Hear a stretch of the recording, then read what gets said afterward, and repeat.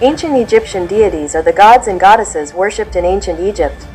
The beliefs and rituals surrounding these gods formed the core of ancient Egyptian religion, which emerged sometime in prehistory. Deities represented natural forces and phenomena, and the Egyptians supported and appeased them through offerings and rituals so that these forces would continue to function according to maat, or divine order.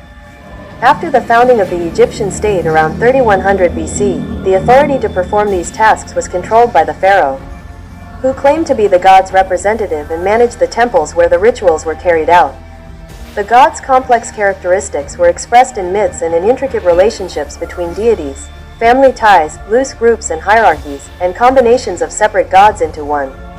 Deities' diverse appearances in art, as animals, humans, objects, and combinations of different forms, also alluded, through symbolism, to their essential features. In different eras, various gods were said to hold the highest position in divine society, including the solar deity Ra, the mysterious god Amun, and the mother goddess Isis. The highest deity was usually credited with the creation of the world and often connected with the life-giving power of the sun. Some scholars have argued, based in part on Egyptian writings, that the Egyptians came to recognize a single divine power that lay behind all things and was present in all the other deities. Yet they never abandoned their original polytheistic view of the world, except possibly during the era of Atenism in the 14th century BC, when official religion focused exclusively on an abstract solar deity, the Aten. Gods were assumed to be present throughout the world, capable of influencing natural events and the course of human lives. People interacted with them in temples and unofficial shrines, for personal reasons as well as for larger goals of state rights. Egyptians prayed for divine help, used rituals to compel deities to act, and called upon them for advice. Humans' relations with their gods were a fundamental part of Egyptian society. The beings in ancient Egyptian tradition who might be labeled as deities are difficult to count. Egyptian texts list the names of many deities whose nature is unknown, and make vague, indirect references to other gods who are not even named. The Egyptologist James P. Allen estimates that more than 1,400 deities are named in Egyptian texts, whereas his colleague Christian Leitz says there are thousands upon thousands of gods. The Egyptian language's terms for these beings were Enter, God, and its feminine form Enter, Goddess. Scholars have tried to discern the original nature of the gods by proposing etymologies for these words, but none of these suggestions has gained acceptance, and the term's origin remains obscure. The hieroglyphs that were used as ideograms and determinatives in writing these words show some of the traits that the Egyptians connected with divinity. The most common of these signs is a flag flying from a pole. Similar objects were placed at the entrances of temples, representing the presence of a deity, throughout ancient Egyptian history.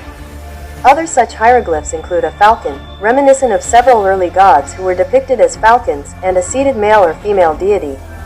The feminine form could also be written with an egg as determinative, connecting goddesses with creation and birth, or with a cobra, reflecting the use of the cobra to depict many female deities.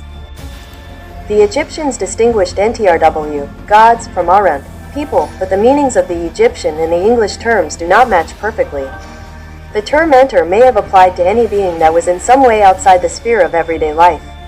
Deceased humans were called enter because they were considered to be like the gods, whereas the term was rarely applied to many of Egypt's lesser supernatural beings, which modern scholars often call demons.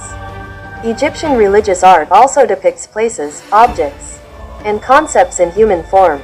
These personified ideas range from deities that were important in myth and ritual to obscure beings, only mentioned once or twice, that may be little more than metaphors.